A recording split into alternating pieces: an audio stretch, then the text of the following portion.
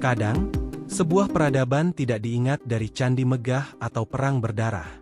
Ia dikenang dari hal-hal kecil yang diam-diam menyatu dalam hidup sehari-hari. Seperti satu butir pil mungil, berwarna merah putih, tak lebih besar dari biji kacang, namun berjasa besar dalam meredakan denyut yang menusuk di pelipis berjuta orang. Namanya sederhana, Bodres. Tapi kisah di baliknya, jauh dari sederhana. Di Indonesia, rasa sakit kepala bukan hanya keluhan fisik.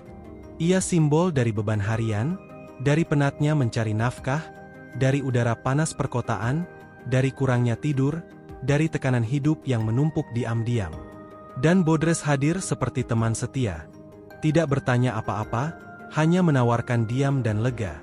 Namun, bagaimana sebuah pil bisa menjadi bagian dari identitas budaya? Bagaimana nama yang bahkan terdengar asing itu bisa tumbuh menjadi ikon nasional? Dan siapa yang berdiri di belakangnya? Mereka yang menyusun formula, menjahit strategi, hingga mengubahnya menjadi kekuatan pasar? Untuk menjawabnya, kita harus menelusuri kembali akar cerita. Ke masa di mana obat hanyalah milik segelintir. Ke masa di mana pusing bukan alasan untuk berhenti bekerja, karena tidak ada yang bisa dilakukan. Ke masa di mana Bodres belum ada, dan ke saat segalanya mulai berubah. Awal tahun 1970-an. Jakarta masih dalam masa pertumbuhan. Kota yang perlahan merangkak menjadi ibu kota modern. Tapi di balik gemerlap gedung Sarinah dan jalan-jalan aspal baru, mayoritas rakyat masih tinggal di rumah-rumah petak, dengan fasilitas kesehatan yang minim, bahkan nyaris tak terjangkau. Puskesmas penuh sesak, dokter terlalu sedikit, dan apotek hanya untuk mereka yang berpunya. Di tengah suasana itu, muncul satu pertanyaan sunyi yang mengendap di kepala para pengusaha farmasi lokal. Bagaimana membuat obat yang bisa menyentuh rakyat paling bawah tanpa mengorbankan kualitas? PT Tempo Scan Pacific menemukan jawabannya. Mereka tidak menciptakan obat baru, tapi merakit ulang kebutuhan lama dengan kemasan baru. Kebutuhan akan pereda nyeri, demam, dan lelah, dikemas dalam pil yang simpel, murah, dan tersedia di mana-mana. Bodres lahir dari pengamatan yang tajam terhadap pola hidup masyarakat Indonesia. Sebagian besar rakyat tidak pernah punya waktu untuk beristirahat. Libur adalah kemewahan. Maka ketika kepala terasa berat, pilihan mereka hanya dua: terus bekerja sambil menahan sakit, atau mencari solusi cepat. Bodres menjadi solusi cepat itu. Formulanya sederhana: parasetamol dan kafein, dua senyawa yang sudah dikenal luas di dunia kedokteran. Tapi bukan soal kandungannya saja yang membuat Bodres unik, melainkan keberaniannya hadir di luar apotek. Di warung kecil, di kios pinggir jalan, bahkan di terminal dan stasiun. Ia menyalahi konvensi waktu itu, di mana obat seharusnya berada di balik etalase farmasi, dijaga oleh apoteker berseragam putih. Langkah ini mengundang kontroversi. Banyak pihak meragukan keamanan dan etika distribusi bebas seperti itu. Tapi kenyataannya, rakyat justru menyambut. Harga yang terjangkau dan kemudahan akses menjadikan Bodres tidak hanya populer, tapi juga dipercaya. Seiring waktu, stigma pun luntur. Bodres tidak lagi dilihat sebagai obat murahan, tapi sebagai penyelamat saat darurat. Dari situlah kisah besar dimulai. Sebuah pil kecil mulai menapaki jalan panjang menuju warisan budaya. Tidak ada peluncuran mewah. Tidak ada selebritas sebagai duta. Hanya dari mulut ke mulut, dari satu rumah ke rumah lain.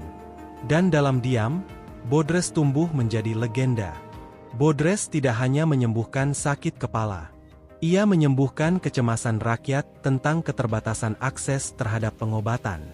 Ia membawa rasa aman dalam bentuk yang bisa digenggam, dibawa, dan diminum kapan saja. Namun di balik perjalanan itu, ada juga bayang-bayang lain yang mulai tumbuh. Ketika sesuatu menjadi terlalu besar, terlalu akrab, dan terlalu mendalam dalam kehidupan sehari-hari, ia tidak hanya menjadi barang, tapi menjadi simbol. Dan simbol selalu mengundang pertanyaan. Siapa yang sesungguhnya mengendalikan Bodres? Apa yang terjadi di balik pabrik-pabriknya? Bagaimana satu merek bisa bertahan melintasi dekade, mengalahkan kompetitor demi kompetitor, tanpa pernah benar-benar berubah? Pertanyaan-pertanyaan itu akan kita buka perlahan. Tapi satu hal pasti, dari satu pil sederhana, lahir sebuah kekuatan baru dalam industri farmasi Indonesia. Inilah awal dari segalanya. Sebuah nama yang akan terus bergema dalam sejarah kesehatan rakyat Indonesia.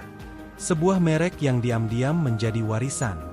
Dan saat kita menutup kembali kotak obat di rumah, suara sunyi pun mengendap.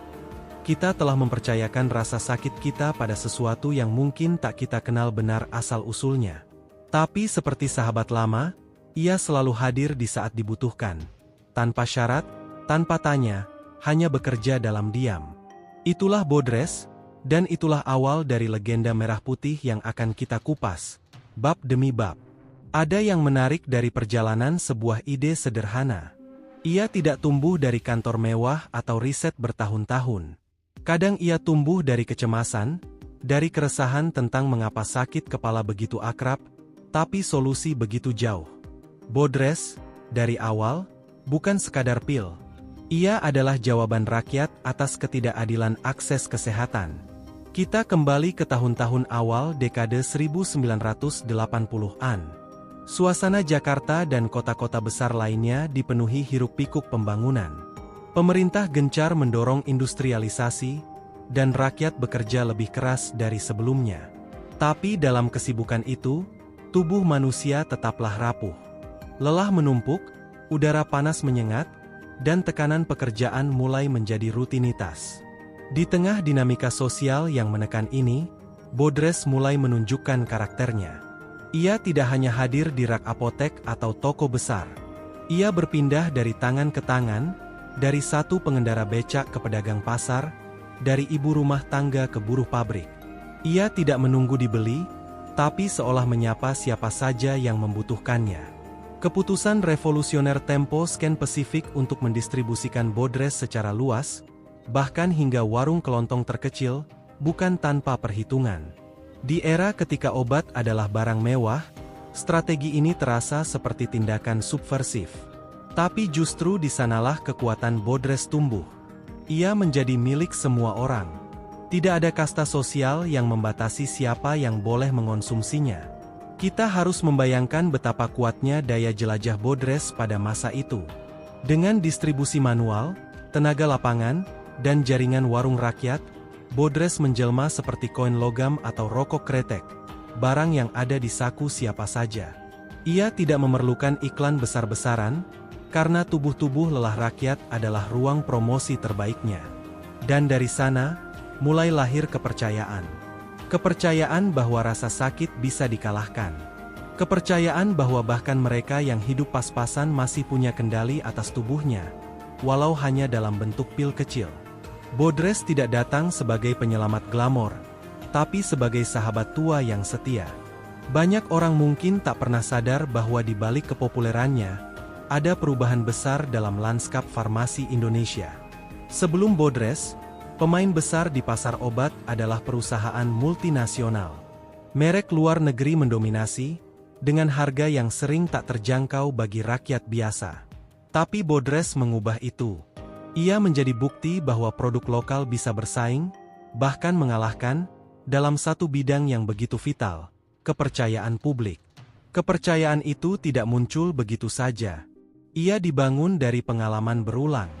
Seseorang sakit kepala, mencoba Bodres, lalu merasakan efeknya. Ia lalu merekomendasikannya kepada saudaranya. Si saudara membawa cerita itu ke tetangganya. Dan cerita kecil itu berlipat ganda, menjelma menjadi mitos rakyat.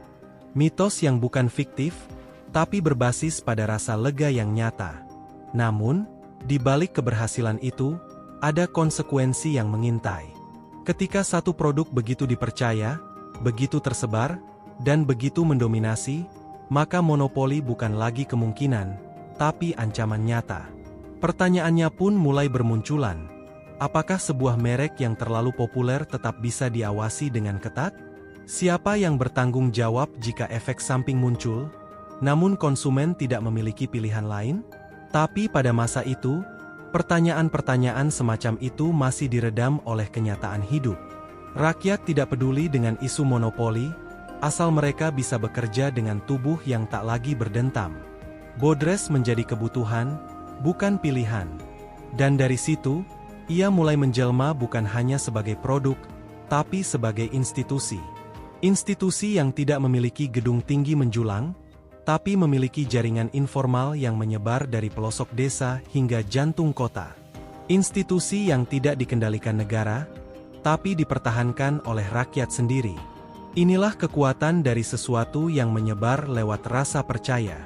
Inilah kekuatan dari sebuah nama yang dibisikkan dari satu mulut ke mulut lain, bukan karena kampanye, tapi karena hasil. Kita telah melihat bagaimana Bodres tak hanya menyembuhkan, tapi menjalar. Seperti aliran sungai kecil yang meluap menjadi arus besar, ia menembus batas sosial, ekonomi, dan budaya. Tapi kekuatan besar selalu datang dengan harga. Dan di bab selanjutnya, kita akan mulai menyusuri bagaimana kekuatan itu mulai disadari, bukan hanya oleh rakyat, tapi juga oleh para pesaing dan regulator. Karena ketika satu produk begitu melekat dalam hidup sehari-hari, pertanyaan besar pun muncul. Siapa yang benar-benar mengendalikan pasar rasa sakit rakyat ini? Suatu refleksi kita hidup di negeri yang rumit, di mana layanan kesehatan seringkali tertinggal, tapi semangat bertahan hidup tak pernah padam. Disinilah Bodres tumbuh, bukan karena iklan semata, tapi karena kebutuhan yang nyata. Ia hadir karena sistem formal belum menjawab semua hal.